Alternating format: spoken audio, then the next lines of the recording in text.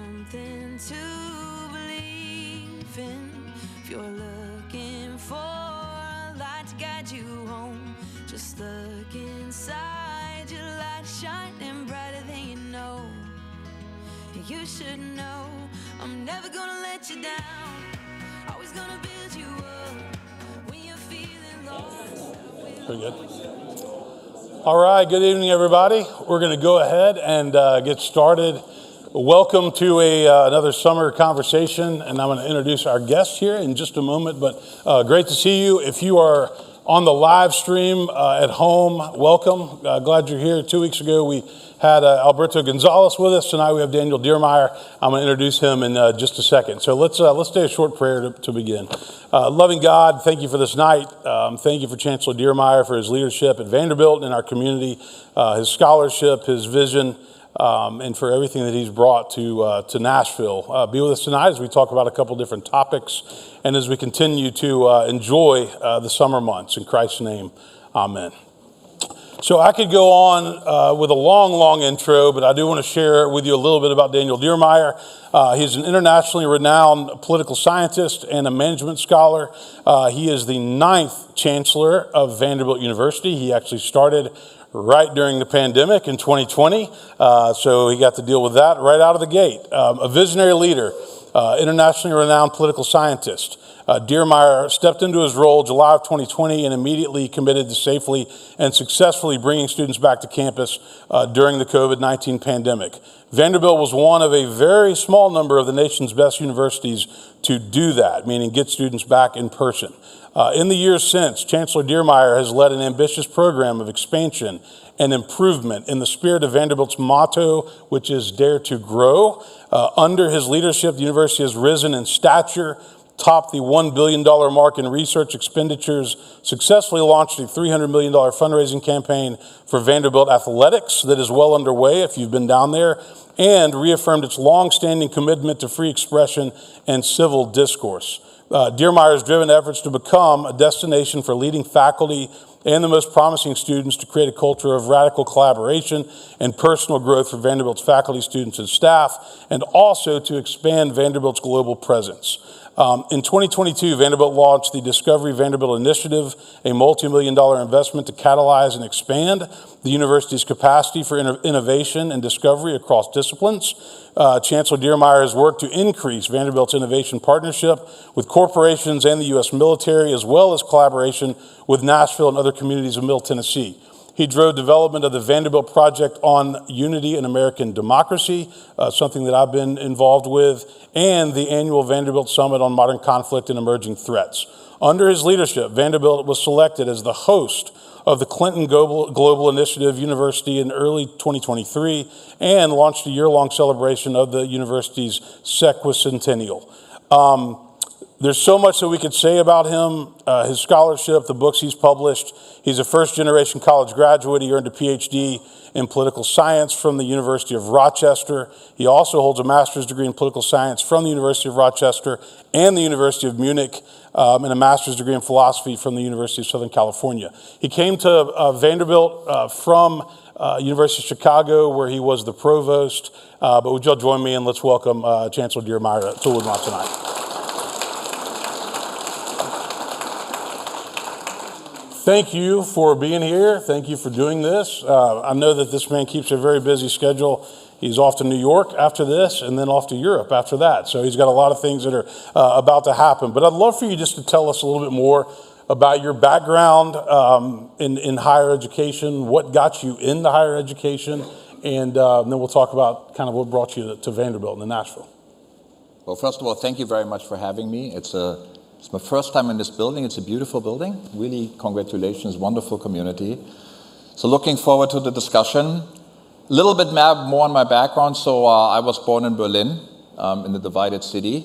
I was fortunate enough to be born on the western part. So we were able to travel back and forth. But the experience of being, in this island, of East Germany had a profound impact on me, which I think really realized later. I was back actually when the wall came down in Berlin. I was actually on top of the Berlin Wall, which is pretty high. It's like kind of 9 feet high, and it was there when the Brandenburg Gate opened that day. And so those, I think, are this kind of right at the border between the East and the West, between democracy and and a communist dictatorship. I think had an important impact on me, on my life, and how I, also I think my interest in politics and political institutions down the line. I'm a first generation college student. I'm actually the first in my family to graduate from high school.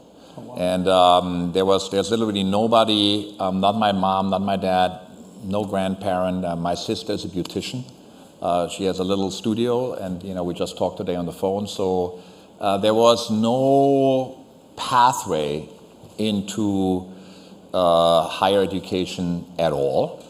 And I think it gives me a perspective on students that come from backgrounds that have no college background whatsoever. I'm very passionate about access and affordability and really providing pathways to higher education. And in part because the university and higher education changed my life. It was I'm gonna say kind of love at first sight. So already like in school, I loved that. I loved learning. I loved the different subjects. And then when I really was able to go to university, it was like phenomenal. I mean, I just loved all about it. And I think that experience set me on the path. I wanted to be a professor already since I was 16. Okay. That was clear. I wanted to be a philosophy professor first, hence the master's from USC in philosophy. And the German government gave me a fellowship to support me during my university days. And then one piece of that was to go 1 year abroad to the US. And that was at the University of Southern California. And I talked my way into the PhD program during that time. And I actually don't have a BA. I got straight into that. And they said, well, if you're in a PhD program, you have to have a degree. And so I said, okay, what do I do? Well, we got to have a master's maybe. So I wrote a master's thesis, and all of that was done. And then having finally reached my goal when I was almost 23 at the time, and I was in the program, I loved being in the United States, I loved being in Los Angeles, I loved all about it. It was a beautiful day, I think in like February or March, beautiful, beautiful blue day in LA, and I'm walking out of my seminar and I said, this is not for me. So I decided philosophy was not for me, so I went back. That's when the wall came down. And I always had an interest in political institutions, and I switched fields basically at that point. Got my PhD at the University of Rochester, but spent almost my entire professional life in a business school. So I was at Stanford, Northwestern, and then moved into academic leadership roles at the Harris School, public policy at the University of Chicago, and then provost. And then Vanderbilt knocked at the door and said, hey, what about Nashville, what about Vanderbilt? Loved the conversations with the board and the search committee. Didn't know that much about Vanderbilt. I had been here one time at a conference in 2014 at the law school actually, and it was great. We had hot chicken, we saw great music. I saw one of the best guitar players I've ever seen. 19-year-old young man, phenomenal. And I thought, well, this is fun, but I didn't know that much about the community. I didn't know that much about the university, and I just have loved my 4 years, almost 4 years at Vanderbilt. We've done a lot of wonderful things. It was challenging. These were challenging years, but my sense is always when you're in higher education or when you're in leadership roles in general, I'd like to be at a moment when your leadership makes a difference. Mm-hmm. And I was quoted recently. There's all this whining about university president is such a hard job and all of that, and I have very little tolerance for that. I think this is a wonderful job, and it's a great privilege to be able to do that. So the New York Times had this article, and I felt a little feisty doing this interview. And so at the end I said, it's like, if you're prime minister of Britain, you want to be prime minister in 43, not in 53. Mm-hmm. And so that was kind of the final quote. And sometimes when I wake up at 6 a.m. and I look at my phone, and I said, I can't believe this. I think, be careful what you wish for. So this is certainly a time in higher education when the stakes are high. Mm-hmm. I can't remember a time when the stakes were higher. We've had literally one thing after the other, but I couldn't be happier in being in Nashville, being at Vanderbilt. It has been phenomenal 4 years, and I'm excited about the next. So say a little bit more about that. Why are the stakes high? And a lot's been reported on the things you've already done, which is a lot, but what have you spent the first 4 years, what are the things that you've really been focused on? Yeah, so I think, there is higher education in general, and then there's Vanderbilt. And both of them I touched upon, but I think it's, I'll give a little bit more detail on that. So I started July 1, 2020. And I had been the provost at Chicago, as you mentioned. And the provost is like the chief academic officer. It's kind of like the number 2 in the university, which has usually responsibility for all the academic matters, all research, all education. So it's like the chief operating officer, if you will. And then, the president or chancellor is like the CEO. So I had, I was announced, I was ready to go to Vanderbilt, I was excited about it. And so I had this brilliant idea, and I decided I'm going to step down early from my role as a provost. So I actually had stopped my first day post-provost life was February 1st. And so I said, great, I'm going to have four months, and I'm not going to have 2 jobs at the same time. Because the moment you get announced, everybody wants to talk to you, of course, and then you have to familiarize yourself with a new place. And I remember what this was like from transitioning from dean to provost. So I said, not this time. It's going to be a well-planned transition. I'm going to read the reports. I'm going to go to Nashville. I'm going to meet with people. But first, I'm going to take 1 month off. So I took 1 month off. I went to India, which I always wanted to do, which was fabulous. And of course, I'm coming back, and well, there's that virus that we haven't heard about, and so of course all bets were off, and we had an interim chancellor at the time, Susan Venti, who's now the president of Wake Forest, and the board said, Susan is doing a good job, but we want you to be involved, and so my wonderful transition was all out of the window. It was all hands on deck. We had in the first year, I think we had 54 board meetings in 1 year. So we had more than one a week on average. And it was crazy. I mean, it was like, and what you have to remember, this was, number one, the way we teach, let's just take this as an example, hasn't changed that much in the last 2,500 years. In Athens, they were sitting around and they had like a seminar, and and then in the medieval university they had lectures and all of that. We're having lectures, we're having seminars, we have labs and stuff, but lectures and seminars, we still do that. And we know how to do that, and we know how critical it is. We know how committed we are at Vanderbilt to having a residential experience for our students, and all of that had to be totally thrown out and reimagined over the weekend. I mean, literally. I mean, we shut things down over the weekend. And, we had no experience with these mass, how do we online class, how do we do grading, how do we on any of that. Very proud of higher education to be able to do that. And then the question was, okay, so now what are we going to do long term? And we were very clear that for us, every decision that we want to make, I as a chancellor, my leadership team, the board, has to be guided by what's our core purpose and what are our values.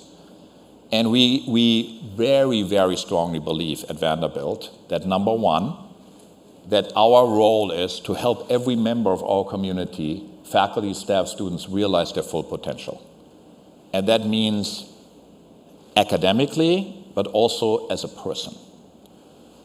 And we believe that this is done best if you're a member of a community that supports you and challenges you. So the residential side, the being together, is for us not an afterthought, but it's an integral, essential part for how we think about development of our students. And so, and I want to explain this, we're so popular now, but when I talk to parents that don't know much about Vanderbilt, and they're asking, hey, so what's it like? And I say, well, these are our 2 pillars. And it's like the Vandy boys, right? It's hard to make the team, When you're in it, we want you to be the best first baseman you can be and the best person you can be. Your coaches are there to guide you, and your teammates are there to challenge and support you. That's how we operate. But that meant then during COVID, we really had to step up. So that was and bring our students back on campus. And it was an enormous challenge. People worked so hard. I was so proud of them. And as you pointed out, it was a huge success for us. And I say one more thing to that. I was so proud of our staff, of our faculty, how everybody pulled together. The sense of community that is so important to us really came and I think was kind of flourished. Was there that was the secret sauce that we had. But, very important, what we discovered during this time is that we can work at a high level of metabolism. We can be quicker, more effective.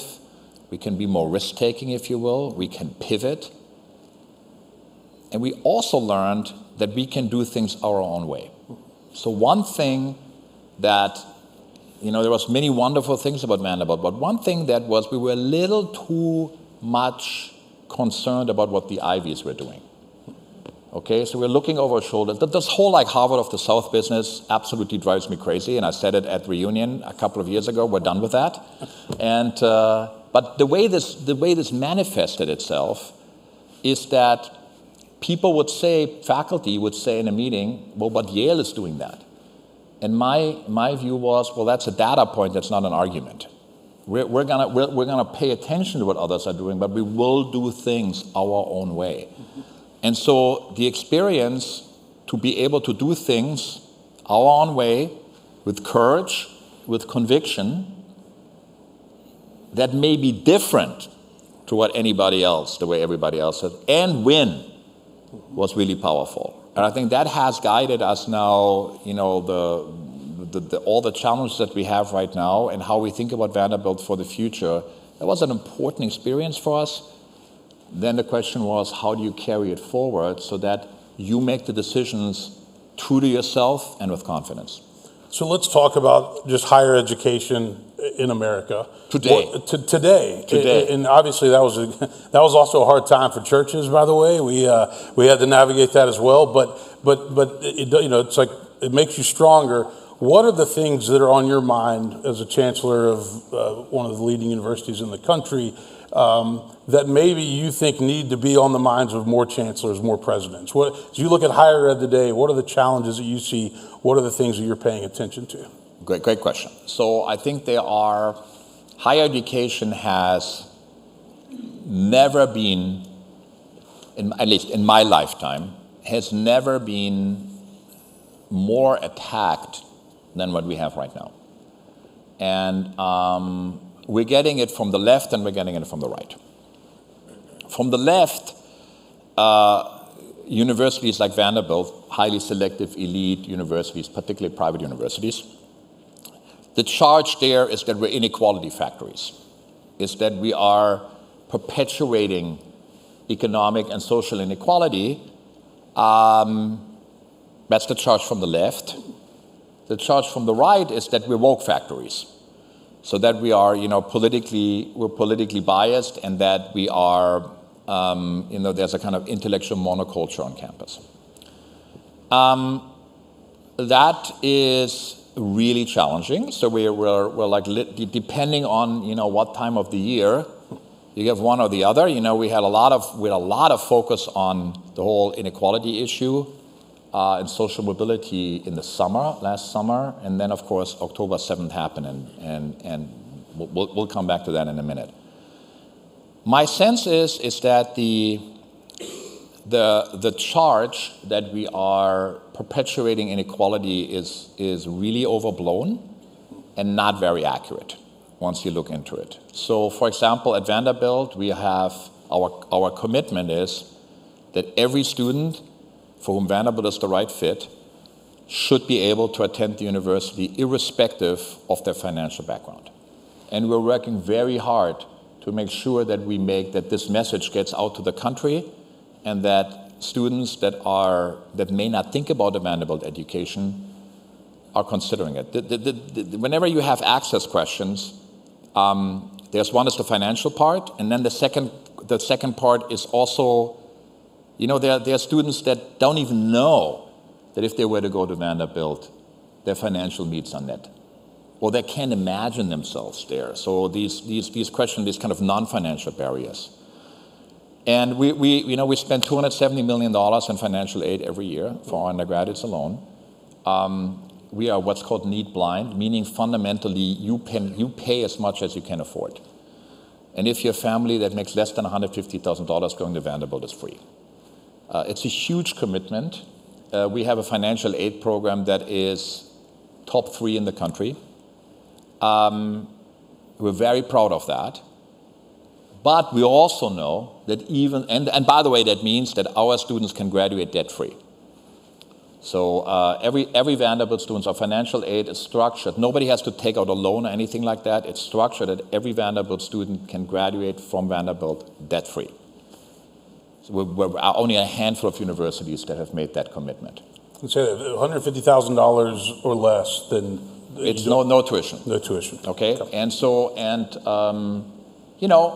that's a big commitment, but we also know that that's not enough. So we also have to work and make sure that students know that and they can see themselves at Vanderbilt. So for example, students from rural communities are underrepresented at elite universities, quite dramatically so.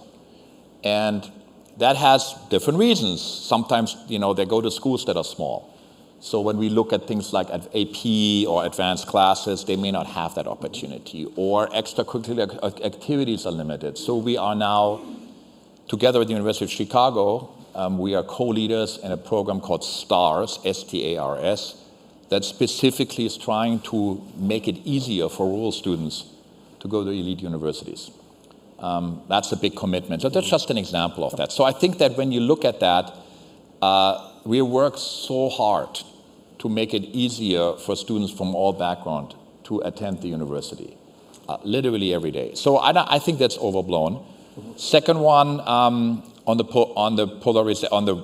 called that we are politically homogeneous, and that we are kind of woke factories. I think that's much more of a concern. And I think that what we've seen, since October 7th, it's worrisome. It's not a huge. I mean, the magnitude is a concern or is a surprise to me, but not the fact. And we have been. We should talk about this a little bit more. I will just give you a little hint on that, and then we can go deeper into that if you want to. But we have been very clear in our position on that. We have a strong commitment to free expression and what we call institutional political neutrality. And when we had protests on campus, we acted accordingly. So lots to say on that, and happy to go there if you want to go there. So yeah, you wrote a great op-ed. I thought it was great in the Wall Street Journal. Can you just talk a little bit more about what actually happened at Vanderbilt? It was not as bad as what we saw at some other schools, but you did have a situation that you had to deal with, and then you wrote about it. Absolutely. Absolutely. I have a new op-ed coming out today in the Wall Street Journal on one of these things as well. So it's a little advertisement for you to have a look at it. Not only the one that we wrote a few months ago, but on the same topic. So let me tell you what happened and then how we thought about it. So the first thing that I should say is that after October 7th, our students were remarkable. There were vigils, there were community prayers, there were very intense discussions on this. I think you had the chair of our Jewish studies. We did. We had Summer Ali and the chair of Jewish studies right after. I think it was October 15th. Okay, great. So he was, they played a hugely important role in that. And we had great discussions, in the residential colleges, in the classrooms, and we have a class on the history of anti-Semitism that Ari is teaching. Yep. I was so proud of the community, and so it was great. We were living our values exactly the way, and there were protests, and they were respectful, and we had on Alumni Lawn, we had like, one display of like pictures of the hostages, and then another display from another group on like, civilians that were killed in Gaza. It was the way you would want this. Then on March 26, we had a small group of students, 27, that broke into one of the administrative buildings on campus. You all know that. That's Kirkland Hall. That's the famous building with the one tower. Kirkland Hall got renovated, and there's our architect sitting down there who did such a phenomenal job on that. We love the building. It's great, but it needed work. I mean, it hadn't been touched in like over 3 decades, and it was kind of a gut level, beautiful restoration of its beautiful features. At any rate, there was still a little, kind of wrap-up construction that needed to be done, like some wire work and painting and things like that. So the building was closed for the public, but most of our staff was already in the building. Mm-hmm. At any rate, this group of students gained access, kind of under false pretenses, to the building. They pretended that they had a meeting there. And then when one of our security officers, opened the door, they kind of bull rushed the door, pushed him against the door frame. He was trying to, keep them out. They pushed him against the door frame. He was injured, had to go to the hospital, was for 2 weeks off duty. And then the students ran upstairs. My office is on the 3rd floor. Actually, I took the elevator, but they ran upstairs to the 3rd floor and tried to gain access into my office. And my staff was able to keep them out. They then were able to close the door. The students then sat down in front of my office, were chanting, and refused to leave. That was around 9:15 in the morning. We then decided to do the following. We have, very clear rules on that and rules of conduct. And it was 5 a.m. in the morning, so it took a while to get all of this sorted out. We arrested the 3 students that had injured the officer, and one of them tried to push in. They were charged with assault. They were brought to the court. They were released on bond. The other students then they left the building. There was no food. We didn't supply anything for them. So they left at 5 a.m. Everyone had been told repeatedly during this whole incident that they would be subject to student discipline.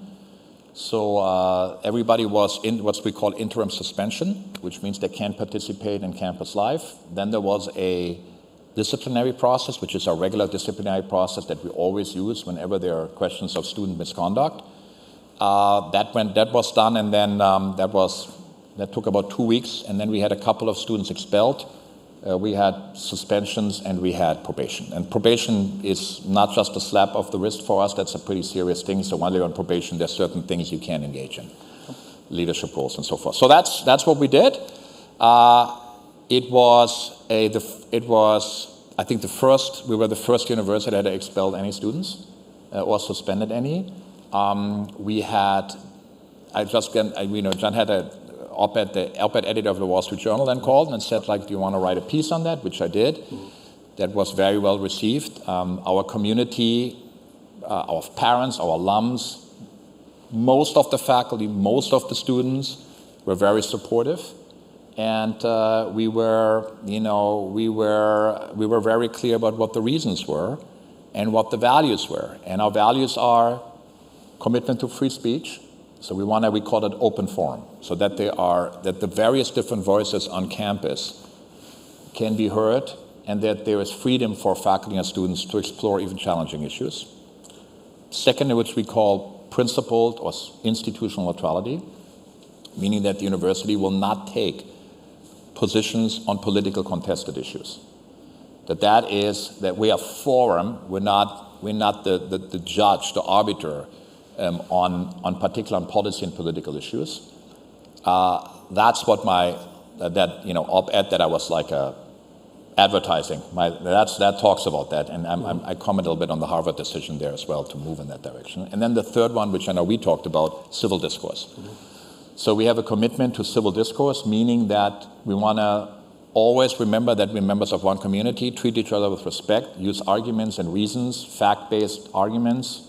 And when our students come to campus, they sign what we call a community creed, which embodies those values. So when they do their honor code, they also sign that, and those values, that community creed was written by the students, and it embodies our values. So we're very, very, very clear about that.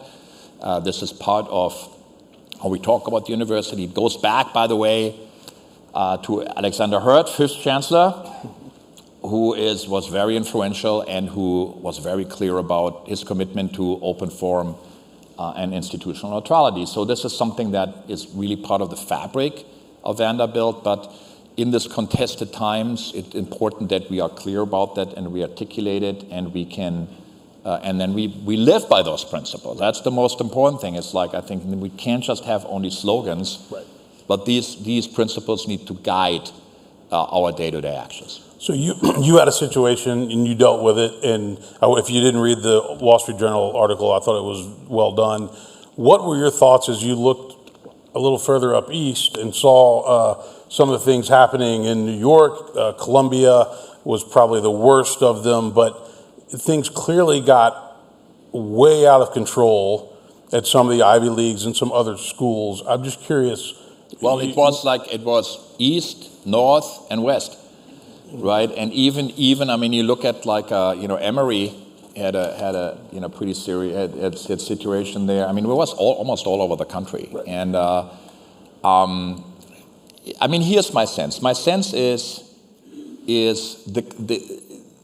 the way to handle the way to make any decision at the university is you always start. What's your purpose and what are your values? Okay, and for us. Our goal, our purpose is to provide transformative education and path-breaking research. And you can only do that if you create an environment where ideas can flow freely, where people are not afraid to say something because they're ostracized by their community members, and when they're not afraid to say something because the administration is going to come down and stop them, okay, or comes down with a party line. That's our belief. So those three principles, open forum or free speech, principled or institutional neutrality, civil discourse, our values, our pillars as we call them, to implement this, to make this real in a university community. But then if you violate them, or if you're not playing by the rules, there have to be consequences for that. So we will not allow a speaker that's on campus that may be controversial by some or disliked by some. If they're invited to Vanderbilt by members of the community, you cannot shut them down. You cannot shout them down. Right. That is a violation of these values, and if you engage with that, then there are disciplinary consequences for you. So to be crystal clear about that and to live accordingly. My concern is with some of these universities is that the values are unclear, and then they're not clearly enforced, or they're not clearly lived by. So let me give you one example. And this I've been very vocal on, is this concept of institutional neutrality. So institutional neutrality is a commitment for us, for the leadership, me, the provost, the deans, everybody who has an administrative leadership role, to refrain from taking sides on controversial issues. Why? Because I want to create maximal freedom for the members of our community to explore these issues and develop ideas of their own without having to worry what the party line is. Okay? There are I know of 4 universities in the country that have that commitment. It's us, it's the University of Chicago, it's the University of North Carolina, and I believe it's the University of Wyoming. That's all I know. Okay? Most universities don't have that. Okay? And they now have committees, and Harvard last week, after having a faculty committee, adopted effectively a version of institutional neutrality. Great. But, and now come to the implementation. Okay, how do we think about this? How do we make this real? So, the main demand that we're getting from pro-Palestinian students that engage in protest, including our own, is that we as a university should boycott businesses that do business with Israel, and that we should divest our endowment from businesses that support Israel or do business with Israel. That's called the BDS movement, boycott, divestment, and sanction. It's a movement that has been around for a couple of decades, and it's intended to create pressure on Israel through boycotts and divestment and sanctions. Okay? Now, it's gonna take you exactly 30 seconds to realize that that's not consistent with institutional neutrality. Okay? I think, right? I mean, maybe 30 seconds. Okay, so you're saying, okay, I mean, I think I explained it in 15, and you think about it for 5 seconds, you say like, well, that's inconsistent with institutional neutrality. But so is any other political issue where you're using the endowment as a political advocacy tool. Right. So if you're serious about institutional neutrality, you cannot use the endowment for taking sides on this side or the other. So we're not doing it. And we're not doing it. University of Chicago is not doing it. And every university that you've heard of, whether it's Stanford or any of the Ivies, has been engaged in divestment for one case or the other. So now, of course, once you divest or you take political positions, now you have the following problem. Well, why are you taking this position, not the other? Right. So the problem that I think made this abundantly clear to everybody, I think, was on October 8th, Larry Summers, the former president of Harvard, and former Secretary of the Treasury, of course, extremely prominent member of the Harvard community, tweets and says, outraged, well, the Ukrainian flag flew over Harvard Yard. It's true statement. Where is the Israeli flag over Harvard Yard today? That was the charge. Okay? Now you're the president of Harvard now, and now you have to respond to that. Well, how do I think about it? Is that how do I conceptualize October 7th? What's my position with Israel? What's my position with like a two-state solution within 24 hours? Well, good luck with that. Mm-hmm. Okay, so the practical problem with not having institutional neutrality is that you have to respond to highly complex issues with a statement within 24 hours. Because if you're not doing it in 24 hours, everybody thinks you're not sincere. Mm. And moreover, by constantly taking a position on this thing or the other, you're creating incentives for people to lobby you all the time. So you're further politicizing your campus. These are very important reasons. Mm-hmm. In this Harvard faculty committee report, they recognize that, but they don't talk about divestment. And so I'm saying, great that you move, that you don't want to take these positions anymore and public statements, awesome, but go all the way. Right. So one of the criticisms of elite universities, Ivy Leagues and elite universities, been pointed out by guys like Jonathan Haidt, other people, is that the ratio of liberal to conservative professors is way off balance. And so then people say, well, how can you have an honest exchange of ideas and ideologies if the deck is stacked in the progressive camp? Yeah, I just saw Jonathan on Friday, actually, last Friday. In Chicago, we were at a conference there together, and he's a good friend, and he has been talking about this for a while. The closing, of the Cuddling of the American Mind was a very important book, and now he has, of course, a whole very influential critique of social media. So number one, it's important to have conservative voices on campus. Okay, So we're fortunate enough, we have, prominent conservatives on campus, vocal conservatives on campus. The law school comes to mind, the business school comes to mind, they're not everywhere necessarily, but they're prominent members of the faculty. That is important. I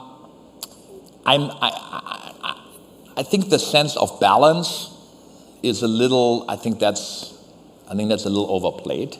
Okay, so as long as you have both voices there and there's freedom for people to explore both, I'm fine. So for example, we have two very robust student chapters. We have the College Democrats and the College Republicans. They're healthy. They're like, they are vibrant, and I'm very happy they're having debates now together. So they're now having this was a big accomplishment this year, is that they're having debates on campus, and they're doing a great job at that.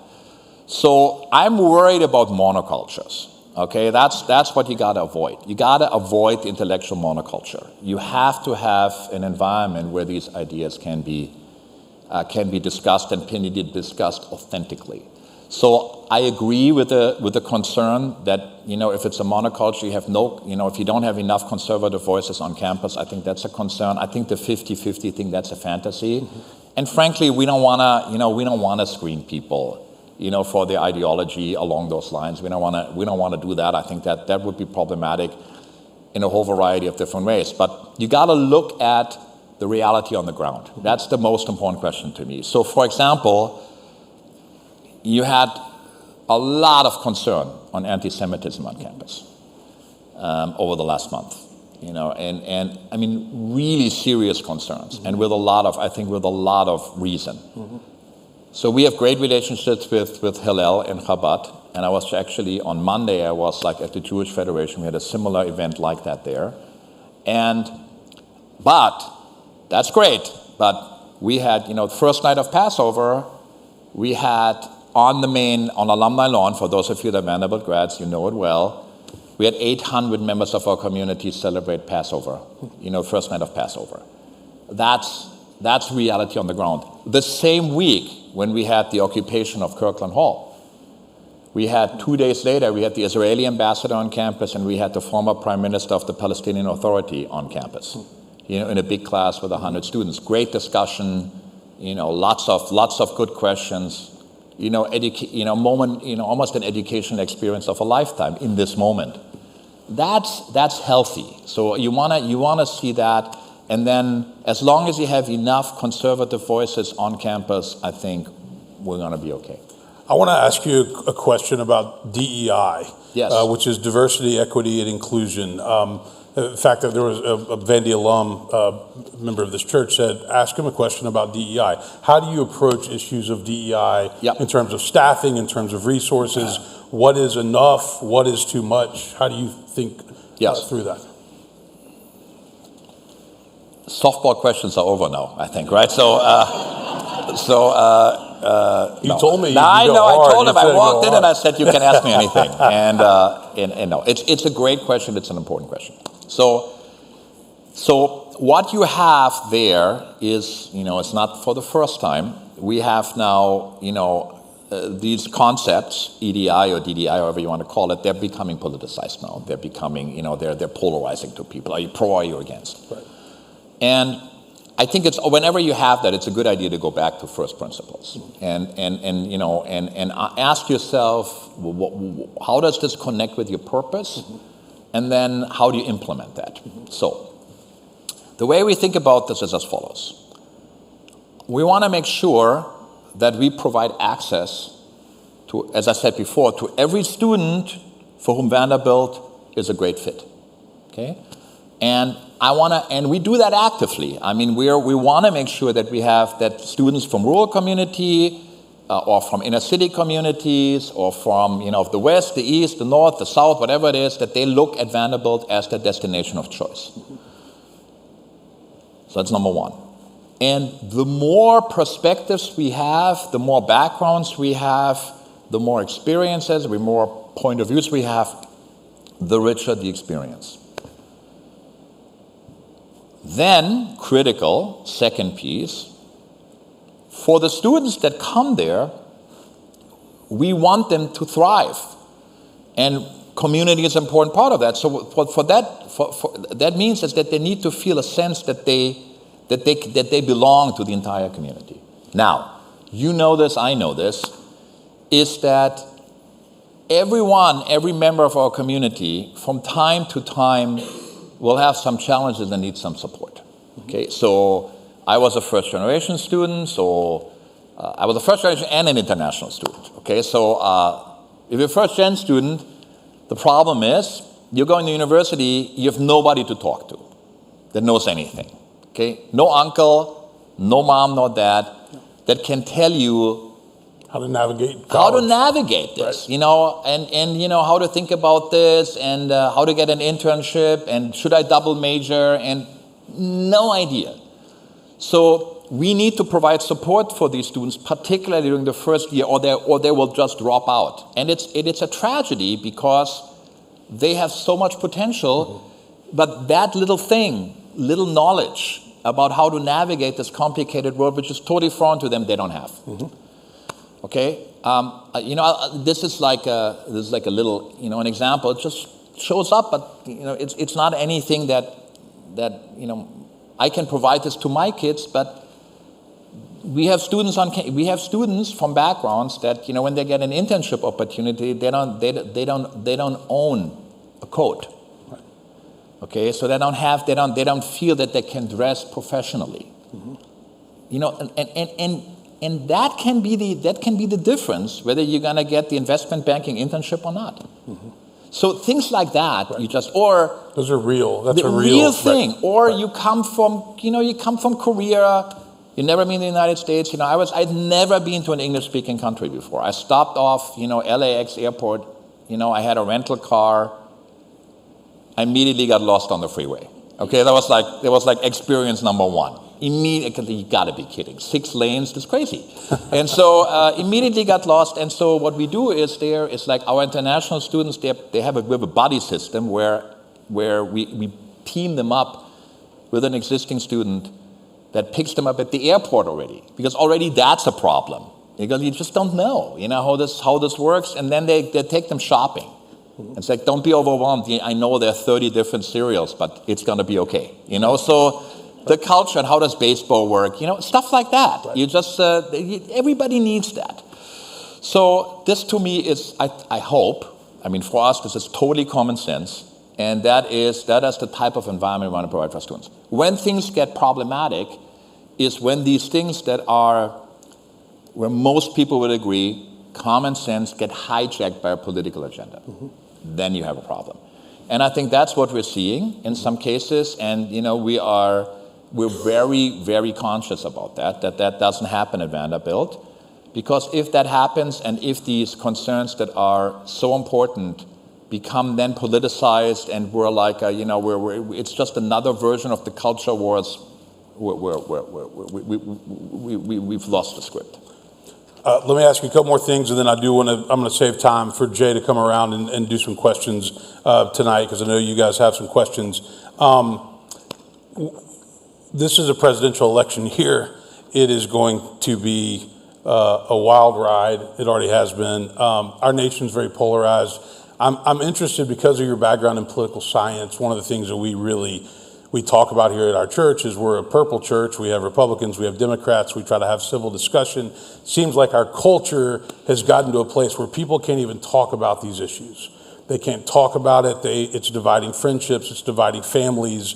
And then, yes, college campuses, you know, I've dealt with it in my classes at Vanderbilt. It's real. It's real. How do we begin as a society to move back towards civility, where people can talk about things that right now we have echo chambers and homogenous groups, but people won't even talk about it. They feel threatened. They get angry. We've almost lost the ability in a lot of spaces in our culture. So it's another softball. Okay, so a hugely important question.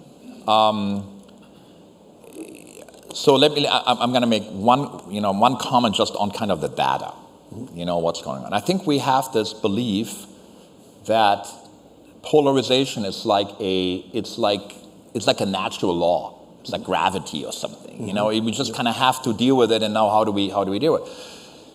Well, when you actually look at it, on issues. So first of all, on many issues, support for education, safety, Americans agree.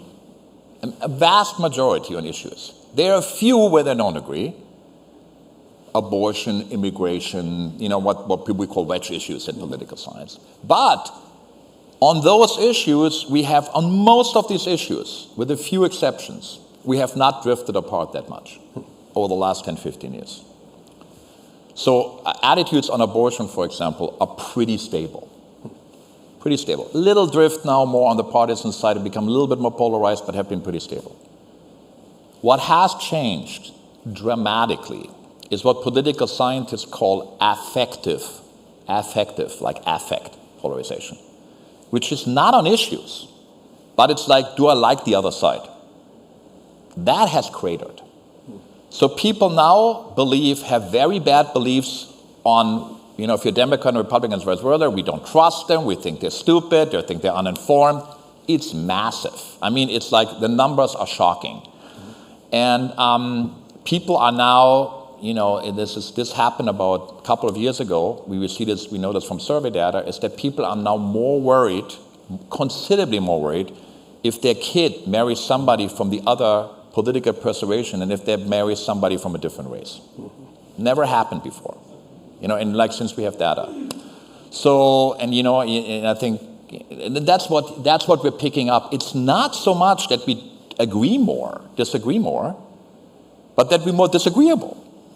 And I think this is something where literally every one of us can play a role. Every one of us. And the commitment to say, in our community, in our church, around the Thanksgiving table, that we insist that despite our differences, we teach each other with respect, remember what we have in common, and we're members of one community. That, I think, is a responsibility every one of us has. And everyone can model and live, and in the areas where you can have a role, we can play a leadership role, even if it's just around your family table. That is really crucial. And we certainly believe that universities can model that. Vanderbilt was founded by Cornelius Vanderbilt 151 years ago, right? We had our sesquicentennial last year, with the intent to bring together all the parts of a divided country. All right? But the idea, what I love about this was that a university can be that place. And that's why it's so critical that whether it's houses of worship, or whether it is universities, or whether it's workplaces, that we work hard to make sure that they're not ripped apart by what separates us. So Chancellor, you're doing a good job, because you guys might have missed this, but they have just announced that they've extended Dr. Diermeier's contract through 2035. So congratulations on that. They might have been worried about Harvard swooping in or somebody taking your good ideas, but clearly you're implementing some great things. What is on your radar as you look to the next 3 to 5 years? What are your priorities? Right. Obviously, what you've articulated, but what's on your agenda? Yeah, so there are like, there's kind of, I would call the core things we need to get right. We need to be a destination for talent, and we need to be able to get the best faculty, and our research portfolio needs to be strong. We need to be the important strategic initiatives that we're going through right now. They're very ambitious, they're aspirational, and if we successful in that, it will elevate Vanderbilt even more. But I think the other thing that's important is that we become a model of how do we think about higher education, particularly on these big issues, whether it's issues on access and affordability, and whether it's on issues of free speech and civil discourse. That to me is really critical. And then the last thing that I say, very important to me, is we want to be a great member, we want to be a great partner for Nashville and for Tennessee. And we've done a lot of work on that. I firmly believe, and I've experienced it, the partnership between a city, a community, a state, and a university, if that works, it's magic. And we're very committed to that. We're involved with a whole variety of initiatives, whether it's in Nashville or whether it's at the state level, anything from improving schools to transportation to innovation strategy. We're very excited about that. And I'm excited about Nashville and about the region. I mean, I think we are at an absolutely, this is a generational moment. I was this morning on the Nashville Agenda call, and I know there's a lot of concern also about growth and the speed of growth and what does that do to our quality of life. But I got to tell you, being in a community that is a destination for people and that has so much dynamism, we got to deal with that. We got to make sure that everybody can participate in that, but it's exhilarating. And I always say that when people are worried about a growing city, try living in a shrinking city. Right. That's a whole nother conversation. Mm-hmm. I spent, I love the city of Chicago. I spent 22 years of my life there. It's not a pretty picture. Right. And so yes, let's be mindful of that. Let's be conscious. Let's be intentional about it.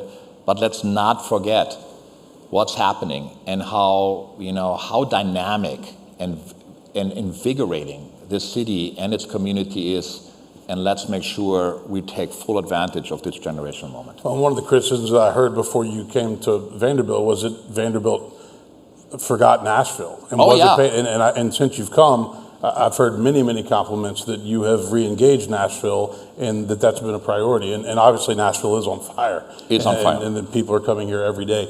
All right, I want to, Jay has a microphone. It has to be a question, and please try to keep it short. But if you have a question for Chancellor Diermeier, please put your hand up. We want to give time for some questions tonight.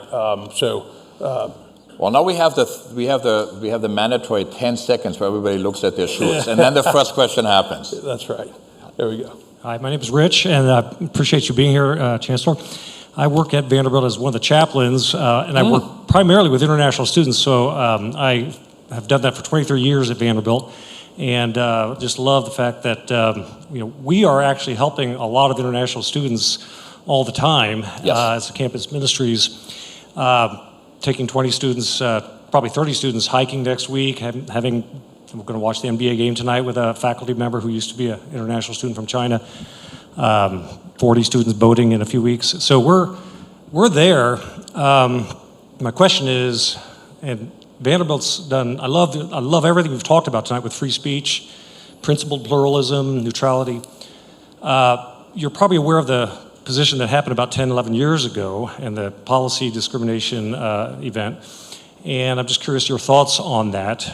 If Vanderbilt's about preparing students for life and academic flourishing, how do we match that up with the real world when the Supreme Court gave a 9-0 unanimous decision in a court case that affirmed the right of schools, positions to hire and fire their doctrinal staff based on their beliefs. But at Vanderbilt, we're not allowed to do that. You're probably aware of that. So there's 14 campus ministries that said, thanks, but no thanks, we won't be at Vanderbilt officially. We're one of those. And so I'm curious what your thoughts are on that direction and how free speech, how principled neutrality, and how having students be open to civil discourse might interact with the religious life at Vanderbilt. Yeah, I think when we think about, you call it pluralism, which I think is it's a great term, or to think about this. And I think pluralism is the commitment to pluralism, which I love. I think it's a great way to think about it. One group that we talked to about that, and I was on a conference that's like Interfaith America, which has done some very nice work on this, on the pluralism side, the whole point of pluralism, right, is there's a sense that you have your perspective, but you also, you have a sense of kind of humility and self-awareness as that your perspective is not the only perspective. right? Is that all of our perspectives are in some sense partial. They're perspectives, right? They're not the whole thing. They come from a particular point of view. And being in an environment where you are exposed to other perspectives that are not your own, that is an asset. That's not a problem, especially for an educational institution. So the beauty, right, of the pluralist perspective is to say we're not only going to tolerate different points of view, we're going to celebrate that, and we're going to rejoice in them, and we're going to learn from that. They make our lives richer. And that is not easy. And the reason why it's not easy is because, we like to hang out with people that are like our own. And it's just, we're not comfortable. We know what they're like. We know what their backgrounds are. Age-old. Tribal. Age-old, right? The sociologists call it homophily, the love of people that are like us. It's just social psychology. Right. We know that. Social media data, when you look at like people kind of flock together in these communities, it's very clear. But you grow more if you actively are engaging with perspectives that are not your own. I mean, our motto, right, is dare to grow, or if you like the Latin better, crescere aude, right? And notice the two pieces, right? That growth is fundamentally what universities are all about. I mentioned, there's the academic side and there's the personal side, but it requires courage, daring. It doesn't happen by itself because there are obstacles, there are limits that need to be overcome. There's the easier path. And so we need to make sure that we're creating an environment where this happens. But the environment itself is not enough. There needs to also be a willingness, an ethos, if you will. Every one of us in the university and beyond that is called upon engaging in that actively. And to have the courage to do that. To have the courage to do that and to never to forget that despite these different perspectives, we're members of one community, a shared humanity that respects each other. That's the key. And the moment we lose that, and the moment we believe that we have it all figured out, and the only perspective that's valid is our own, we're in trouble. You have to live in the tension of that. 100%. Intentionally, self-aware, and I think very important, it requires courage. It's not just an intellectual exercise. It requires the willingness to do that and to explore that and to live with a little bit of challenge, that comes with that. All right. Put your hand up over here. Is that Wayman? Okay. Thank you. And I probably don't need this. My wife says I'm too loud anyway.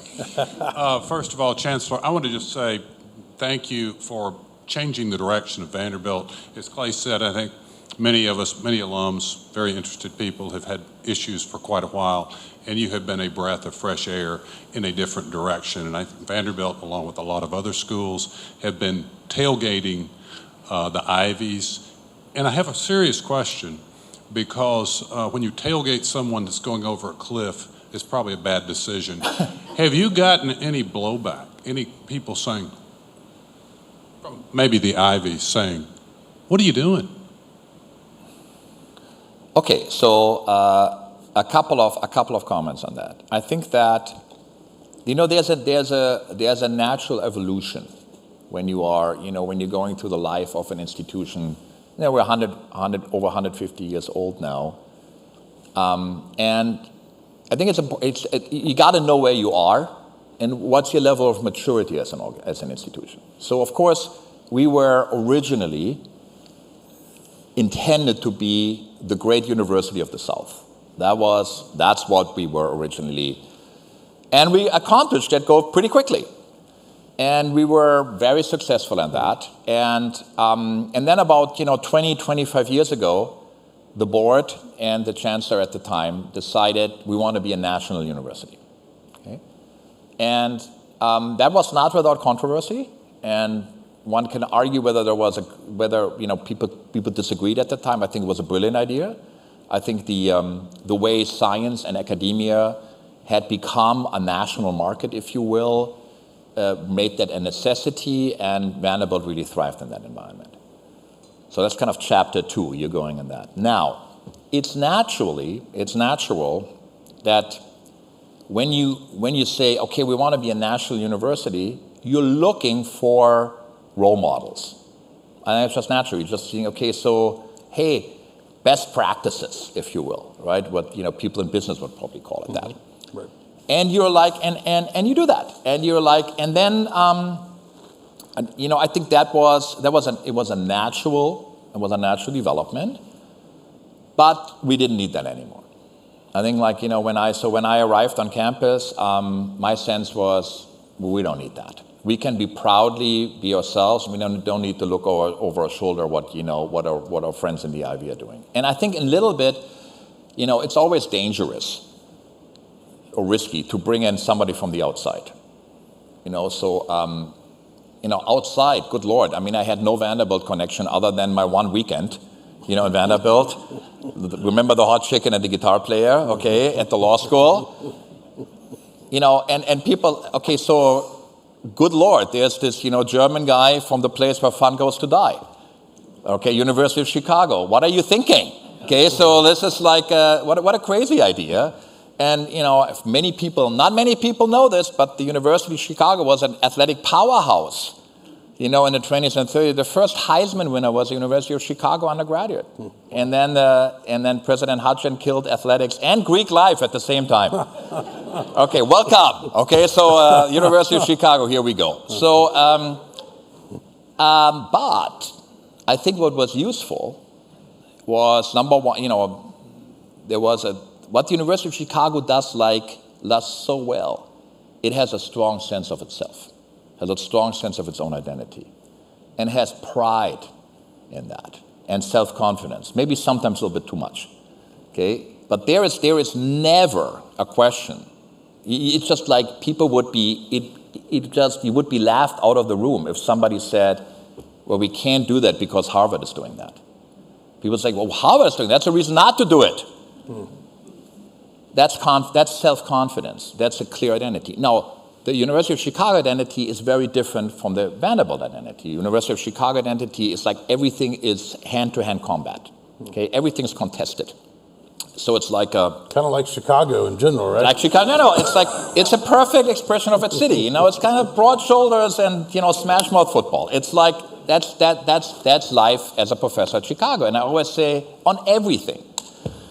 I would leave my office and walk across the quad, which is, this beautiful center of campus, and you run into a faculty member, and then you say hey, good morning. And then he says, well, what's your evidence for that? Okay, so it's like, that's Chicago, okay? And, that's not our culture, but you gotta be clear about who you are, be able to articulate that, sharpen that, and then live it. And I think that's a natural evolution for us. And I think it was helpful to come from the outside. Because I came from the outside and said, oh my God, this is awesome. I mean, look at this, this sense of community and collaboration and the ability to work across boundaries. People took that for granted. It's like the old joke of like the fish in the water, how's the water? And the fish says, what's water? Right? It's like you're so used to it that you're not identifying it. But by coming from the outside, and especially having on the one hand the experience of pride and uniqueness at Chicago, and then also to see how different it was, that was helpful. So I think we were doing just the opposite from the Ivies. I mean, we brought all of our undergraduates back in the fall of 2020. 85% of the undergraduates were back on campus in the fall of 2020. The only ones that weren't able to do it were like international students that couldn't get visas. Right. Very different approach. That is not what was happening at the Ivies. So we learned that we can, I said it a little bit in passing, if we learned that we can do things our own way and win. And now I think the way we think about this is we're paying attention to what people in the Ivies, and not just the Ivies, I mean also Chicago, also Northwestern, also Stanford, we're looking at them, we're saying, how do we think about that? Interesting. That's interesting. We like what they're doing there. We don't like that. Let's go. And then your question about blowback. Look, not everybody loved what we did there when we arrested the students. Okay? And we had some faculty that didn't like that. We had certainly some students that didn't like that. And we had a good discussion among the faculty, what's called the faculty senate, which is the assembly there. And people made their case, and they made they said like, well, you shouldn't have done it this way, and these, the sanctions are too high, or we should have done it different. And we had a good conversation about it. Was respectful. It was an example of how we treat each other, and that to me is the critical question. How do we treat each other? How do we remember that even though on this issue or any other issue we can disagree, we never lose track that we're members of one community that treat each other with respect and that are committed to the same values. That to me is the key. All right, one or two more. Jay, I see a hand. I see Mark over here has a question, and then Roy. I had a really good question about political polarization that Clay ended up asking, so I'll move to Plan B here. One, I wonder if we see a lot of institutions who kind of get wrapped up in this political discussion, the higher education, universities, the church. I see a lot of science being targeted by politicians and criticized. Do you feel like Vanderbilt defending the scientific research that it does means you have to take a political position?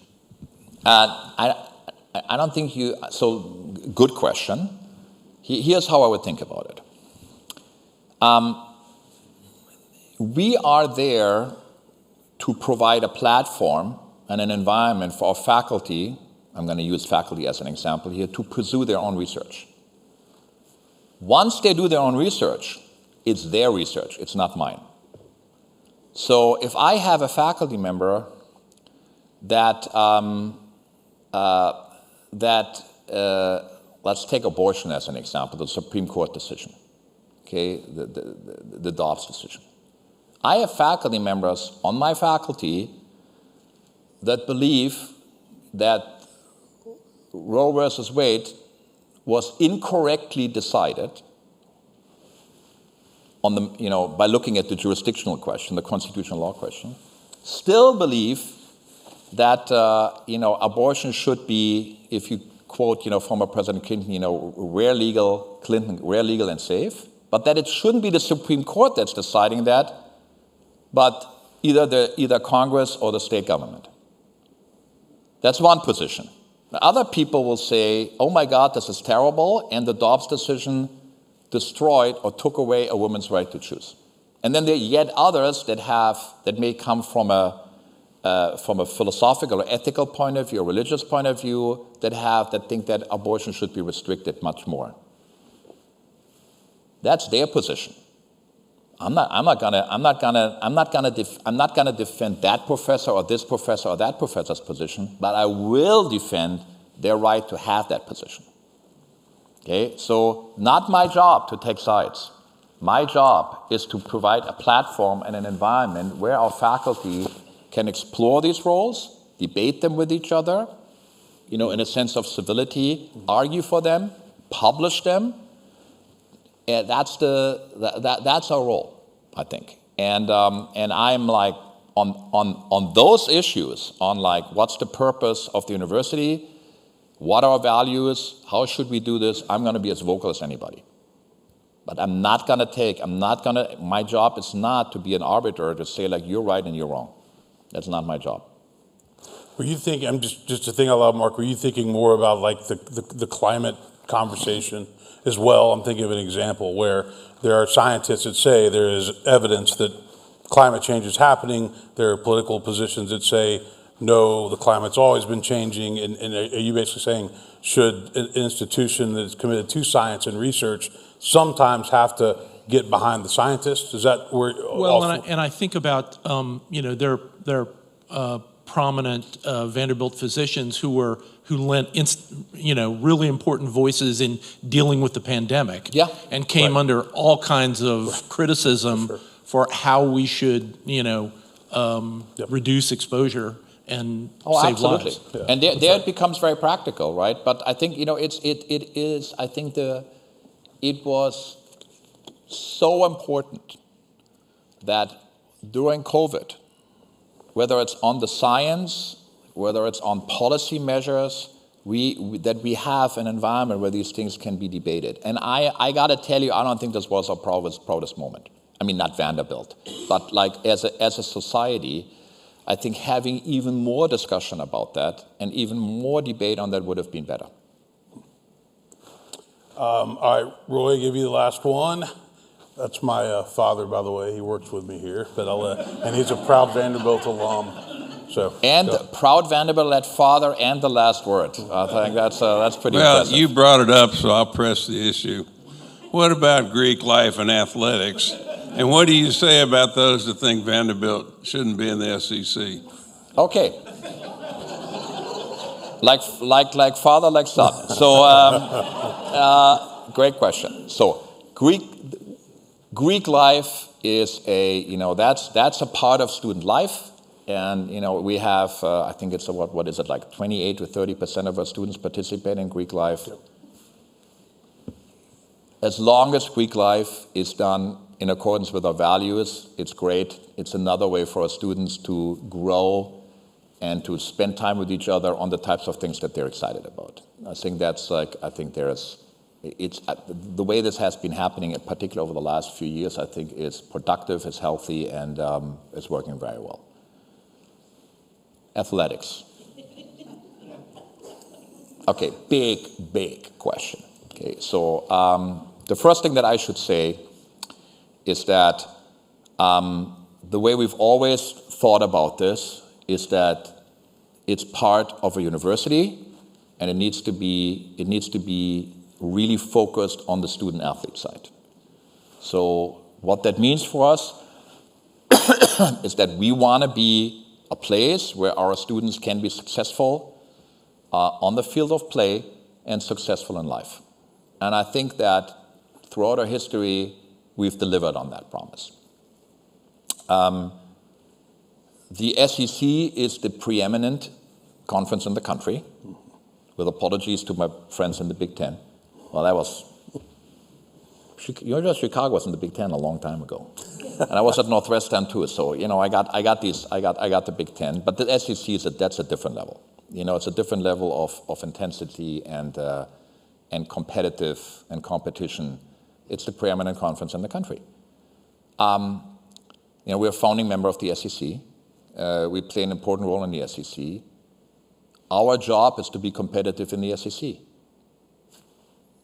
I mean, we're like, you cannot, I explained this to members of the community, including my faculty, 3 years ago, when we made the commitment, we called the Vandy United campaign, which was a $300 million commitment, particularly in facilities, so that we can support our student athletes and enhance the fan experience. And if you haven't been on campus for a while, there's a lot going on there. Okay, so we're doing like a whole basketball operations center, which will be fantastic, state of the art. We're renovating a football stadium. We're building a new tennis facility. We did like the Legends Club is being renovated. I mean, we're putting a lot of. That's the biggest investment we've made in athletics in the history of the university. Mm-hmm.